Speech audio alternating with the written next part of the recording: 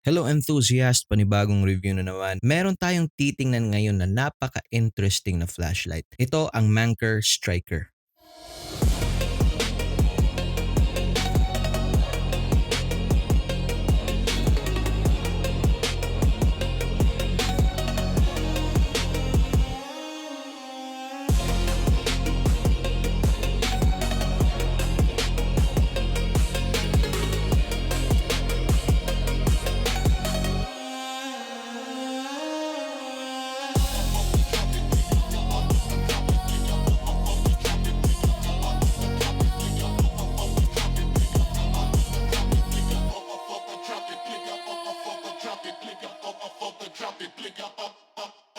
Isa tong tactical flashlight from Manker at napaka-aggressive nito dahil sa mga features na pag-uusapan natin mamaya. Maximum output niya ay 2,300 lumens with a 500 meter beam distance. Meron tong rechargeable na battery 18650 with a charging port, 2 meter impact resistance, IPX8 water resistance. Tara, samahan niyo ako mag-unbox, kilatisin ang build quality, specs, features at subukan natin ang katangian ng kanyang liwanag sa ating field test. Let's do a quick unboxing first. Let's go.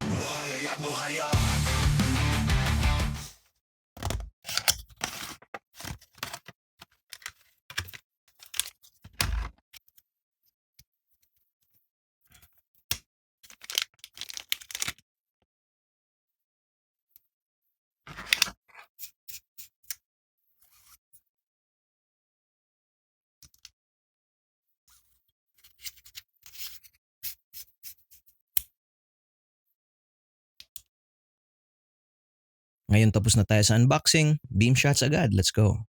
Right guys, Manker Striker, let's test it. This is the default high mode. Let's switch real quick to low. That's low. Then back to high. Strobe.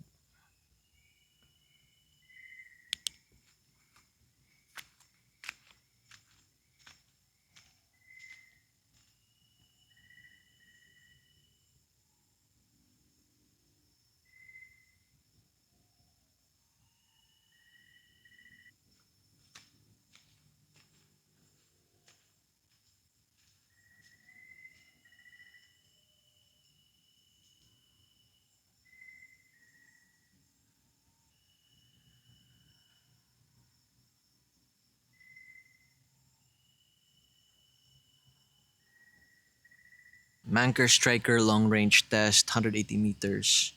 Let's go.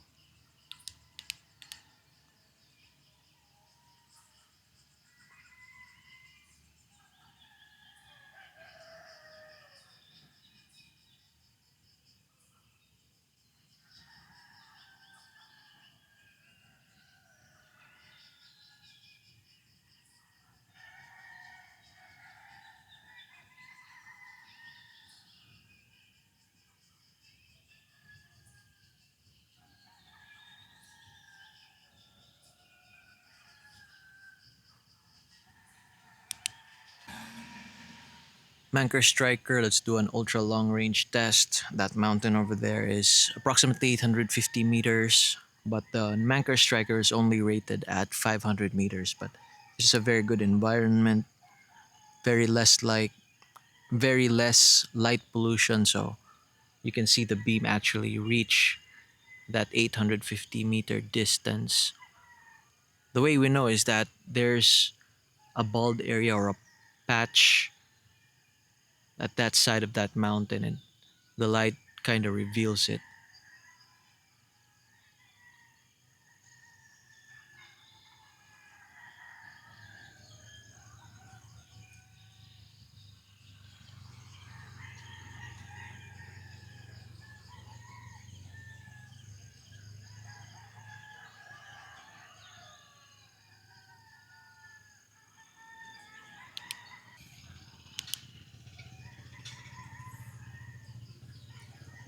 This light gets really warm.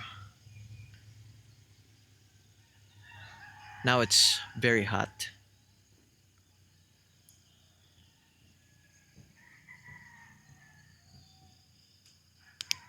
So ganun katindi ang performance ng striker. Ngayon naman, let's do a rundown. Guys, napakaangas nito dahil sa pangalan pa lang niya, striker. Ginawa kasi to for tactical and law enforcement use. Yan talaga yung primary na design niya, but the most prominent feature is itong strike bezel niya or yung kanyang attack ring. This is one of the most aggressive strike bezel or attack ring na nakita ko sa isang flashlight. Meron siyang vibes na halika, lumapit ka, subukan mo.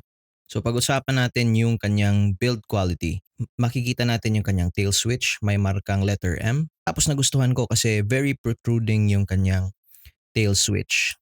Very easy to operate.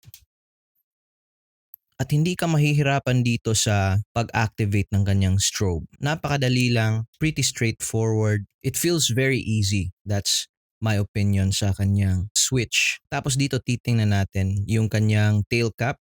Ayan, textured grips, which is very good. And on top of that, meron ding mga flat surfaces dito. So it comes also with a removable pocket clip. So kung gusto mong mag-pocket clip, go ahead, you can do so.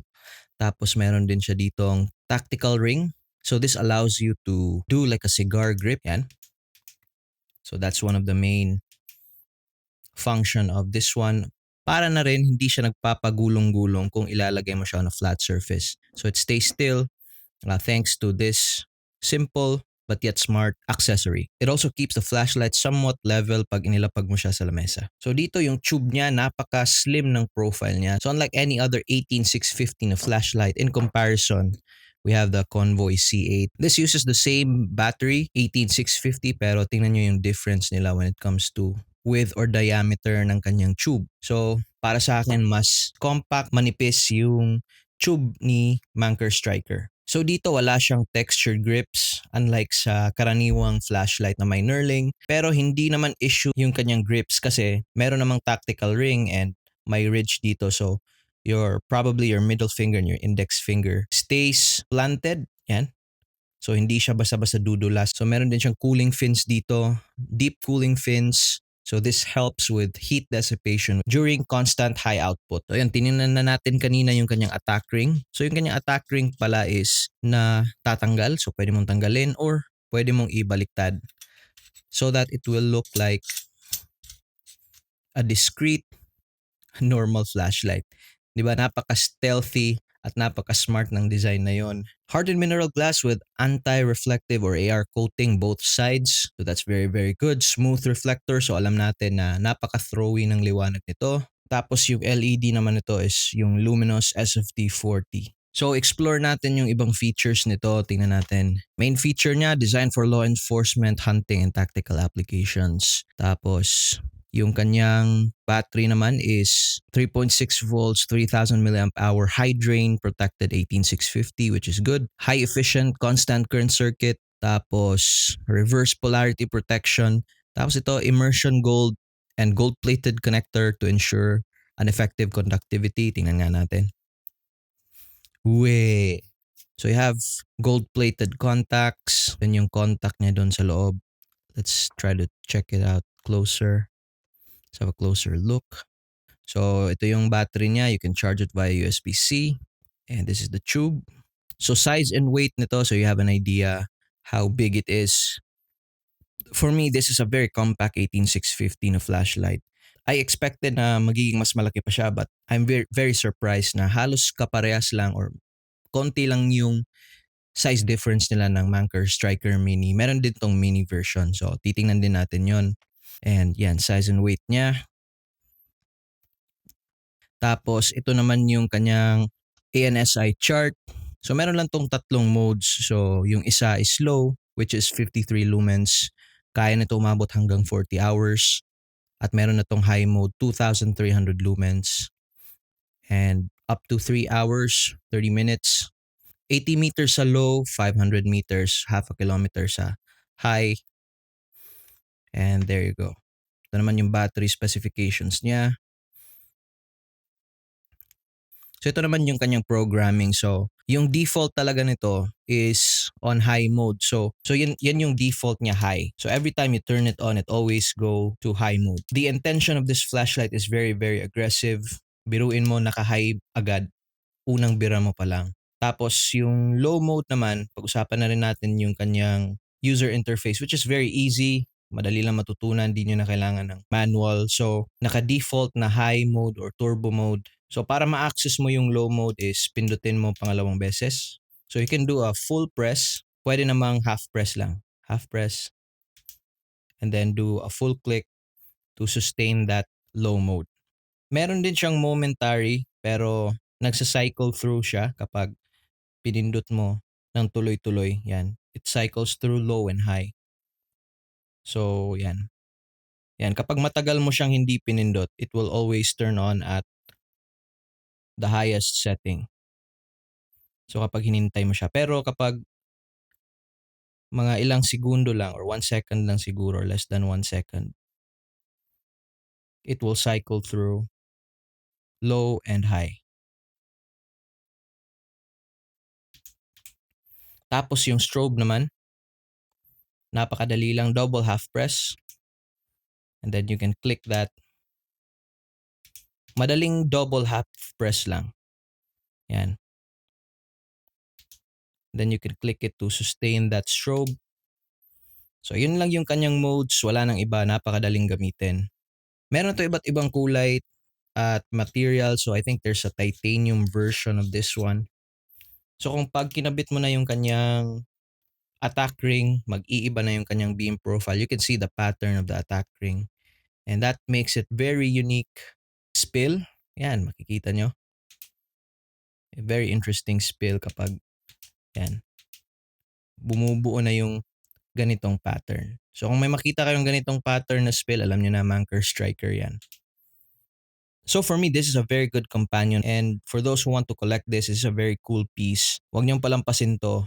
And honestly, I want to share something. Originally, my intention is to review the Manker Striker Mini. Bumili ako ng Manker Striker Mini, but yung dumating or yung pinadala ni seller is yung Manker Striker. I'm not sure if I'm gonna be disappointed or happy kasi nga yung Manker Striker is a more expensive unit than the Manker Striker Mini. So nakascore tayo ng napakababang presyo dito sa Striker. At kung gusto nyong mabili to, ilalagay ko na rin yung link sa description. Alright, salamat sa panonood nyo, at kung nagustuhan nyo yung video na to, you can hit that like button. At kung meron ka pang katanungan regarding this flashlight, I would love to help you. Comment nyo lang sa comment section. This is your boy Muhayag. See you on the next video.